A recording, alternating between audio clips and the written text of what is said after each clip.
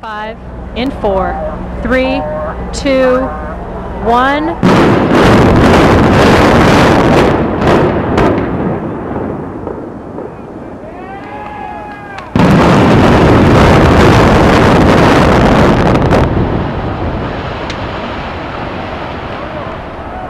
And here comes the dust. Oh, wow. Okay, you can see this big black cloud just coming in over where the sands once stood. We are going to be inundated in just a second. We see people stepping back, their face masks. Actually, it looks like it's blowing a little bit away from us. That could be a good sign, but we will no doubt have a huge cloud. That was just incredible. That's amazing. I'm all the way across the street over here at the Mirage, and it is just funneling our way here.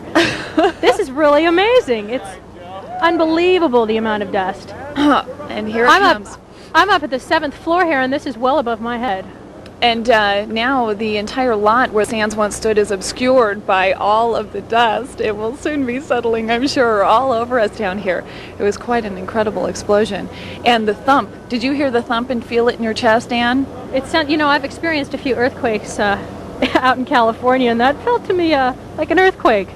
If I wasn't standing right here, I would have probably thought that it was. And yeah, that's a pretty heavy shake. We recorded this as it was going down. If we can roll that again, and we'll take a peek at just what happened.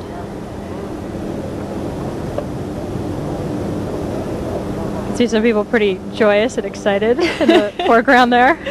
Yeah. Cheers. Oh. And there it goes. And there the sands sign is one of the last to go. And there it goes. Very sad. $1.8 billion new resort. Is that right, Ann? That's exactly right. That's going to be a huge, huge hotel and casino. They say the world's largest. It's going to be absolutely amazing what they have in mind out there. Now the Rosewood Grill folks out here are very excited to get the new neighbors, but of course they have those mixed emotions, saying goodbye to their good neighbor, the Sands, and making way for the new mega resort. Wow, those are just incredible pictures. There's our eye in the sky view. Unbelievable. And there was that delay. There were the first round of explosions, and then the delay, and then the more explosions, and then down it came. Just like that.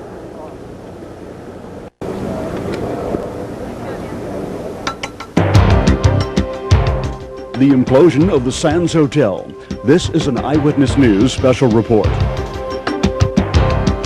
Couple more angles that we want to show you on this. First of all, we have blast cam. For those of you with us on the landmark, remember this camera, it survived the landmark implosion. This is underneath the fall path of the hotel, and we are expected to sacrifice our camera. It is probably going to die in this explosion, but of course, we've been saying that for multiple other implosions, and here it is still with us, a fine Sony camera. We also have mast cam. This is a camera attached to the 50-foot level of our microwave mast, looking at the sands, and we're going to get a very tight angle of the sign as it literally falls from the sky for the very last time. So blast cam and mast cam are there. We are here with about 50 people. Above the scene right now, News 13's Mark Martinez, who is in live for 13. Mark, how does it look from up there? Well, Mark, we do have a pretty good bird's eye view up here. We're at about 1,500 feet above the ground right now, and we can see some of the street closures already going into effect that our reporters on the ground have been telling us about. We also see Metro's chopper that's down there. They're at about 200 feet. They're buzzing the area, making sure that no one has gotten inside of this perimeter.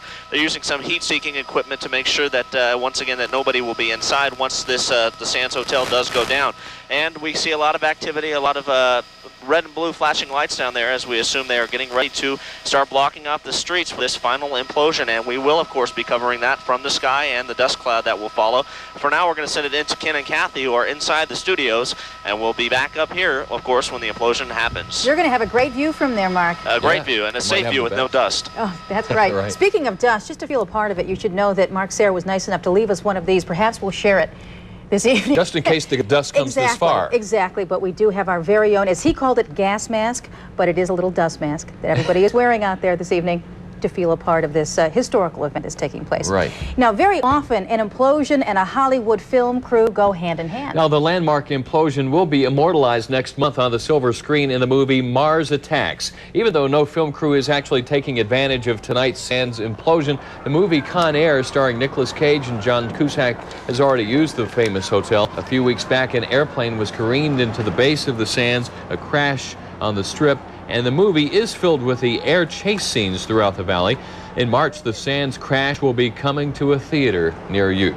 So, exactly how is the Sands going to be brought down? Well, we want to go back out live to Mark Sayer. He is in the blast zone. And Mark, you understand you've got the inside story and how this is going to happen tonight. Indeed I do, Kathy. You're kind of scaring me by reminding me that we're in the blast zone all the time, and indeed we are, but I'll take the warning and hopefully we're prepared for it. Well, the team that is bringing down the Sands is no stranger to Las Vegas. It is Controlled Demolition Incorporated. They're based out of Maryland, one of the world's largest companies for implosions. They are responsible for both of the Dunes Towers and also the Landmark. Here's a look. 6, 5, 4, 3, 2, 1, 0.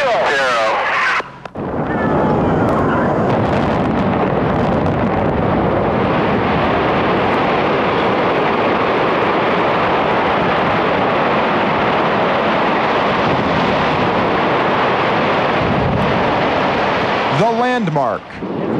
It's not down yet, damn it. Here it goes! What a... The Dunes Old Tower. The Dunes New Tower. 3, 2, 1, fire.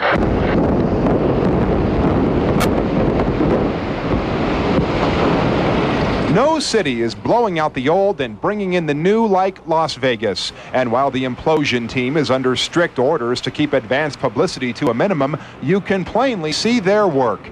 Black bulletproof bands cover dynamite, which has been placed into holes drilled into strategic support beams. The team controls the speed and direction of the fall by the placement of the charges and the timing sequence of each detonation.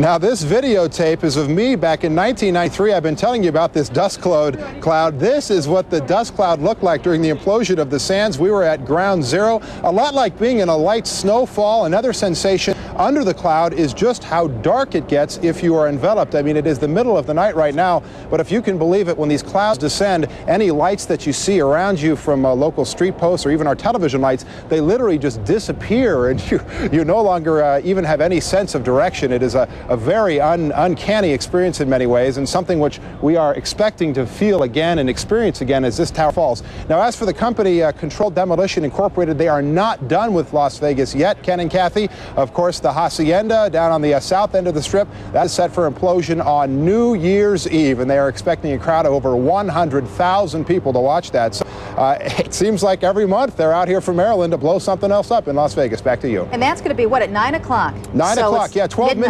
midnight Eastern time. And the reason they're doing that is they're timing it very deliberately to try to get on as many of the national broadcasts as possible. They are under strict orders. More publicity is better publicity. And in this case, they're under strict orders. Less publicity is better publicity. In fact, they wouldn't even give us an on-camera interview today. And that is the first time in implosion history in the past 4 years that they have not talked to us on Implosion Day.